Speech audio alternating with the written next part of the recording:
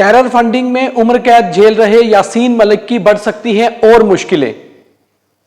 TADA court ने गवाही में यह पाया है कि यासीन मलिक भी शामिल थे 1989 की किडनैपिंग में।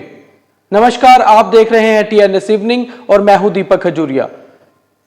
आज जम्मू में टाडा कोर्ट ने गवाही के लिए समन किया था पूर्व मुख्यमंत्री मुफ्ती मोहम्मद सैयद की बेटी रूबिया सैयद को, जिनका 8 दिसंबर 1999 को किडनैपिंग कर ली गई थी श्रीनगर के नौगाम में, और उसके बाद 5 खूंखार आतंकियों को छोड़ना पड़ा था उस समय की सरकार को। हमारे साथ सीधे लाइव जुड़ गए हैं सीनियर एडवोकेट अनिल सेठी। उन्हीं से जानते हैं कि कोर्ट में आज क्या रहा। अगली तिथि 23 अगस्त मुकर्रर की गई थे। नमस्कार सेठी साहब, आपका बहुत स्वागत है TNS इवनिंग में। नमस्कार सर। नमस्कार सर, सबसे पहला सवाल यही कि आज कोर्ट में क्या रहा, जो गवाही के लिए पेश किया गया था रूबिया सैयद को, किस तरह की गवाही रही? क्या वहां पर उन्होंने जो आरोपी थे उनको पहचान कर ली उनकी?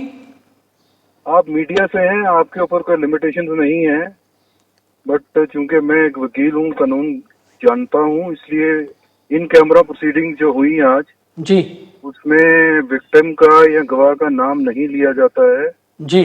नंबर 2 ये कि बयान हुआ और उन्होंने अपना बयान दिया, जो पहला बयान उनका CBI ने रिकॉर्ड किया था जी, उसी पे कायम रही हैं और उसी के रूप में बयान दिया उन्होंने।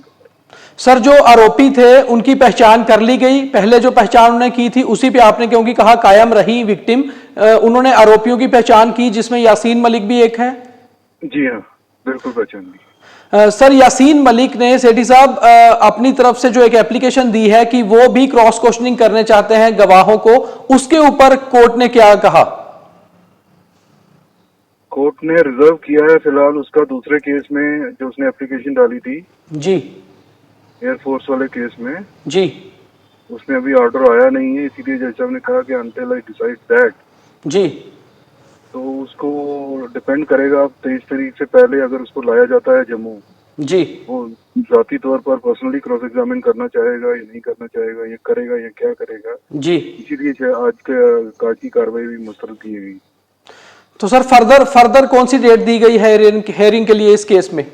23 अगस्त सर। सर, एक आखिरी सवाल सेठी साहब आपसे ये पूछना चाहूंगा, क्योंकि विक्टिम जो है वो आप उनके वकील हैं। I was there as a friend of the family.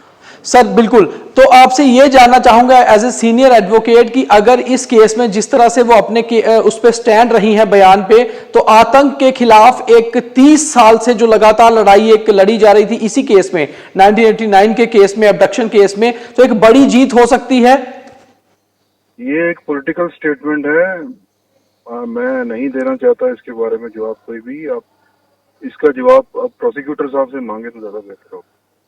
Thank you very much sir, thank you हमारे साथ जुड़ने के लिए, धन्यवाद। तो ये थे एडवोकेट अनिल सेठी, जिनका कहना था कि वो एक वकील के तौर पे नहीं बल्कि एक फैमिली फ्रेंड के तौर पे इस केस में उनके साथ गए थे रूबिया सैयद के साथ। और बड़ी बात यह है कि मुख्य तौर पे उनका यही कहना है कि इस केस में जो गवाही रही आज जो रूबिया सैयद की, उन्होंने 1989 के अबडक्शन केस में सभी आरोपियों की पहचान की है, यानी कि उसमें जो मुख्य आरोपी था वो JKLF का चीफ जो इस समय सलाखों के पीछे है, यासीन मलिक, वो भी था।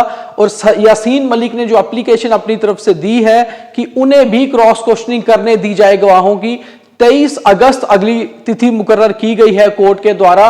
और बड़ी बात यह है कि अगर रूबिया सैयद जो कि 1999 में 1989 8 दिसंबर को श्रीनगर के नौगाम इलाके में लाल डेड हॉस्पिटल से एक मिनी बस में अपने घर की तरफ आ रही थी, जब उन्हें उनके घर से केवल 500 मीटर की दूरी पर गन पॉइंट पर किडनैप करके एक मारुति कार में ले जाया गया था और उसके बाद 5 खूंखार आतंकियों को उस समय छुड़ाया गया था, क्योंकि उस समय उनके पिता मुफ्ती मोहम्मद सैयद देश के गृह मंत्री थे, केंद्रीय गृह मंत्री थे। और इस समय रूबिया सैयद एक पूर्व मुख्यमंत्री की बेटी है और एक पूर्व मुख्यमंत्री महबूबा मुफ्ती की बहन है।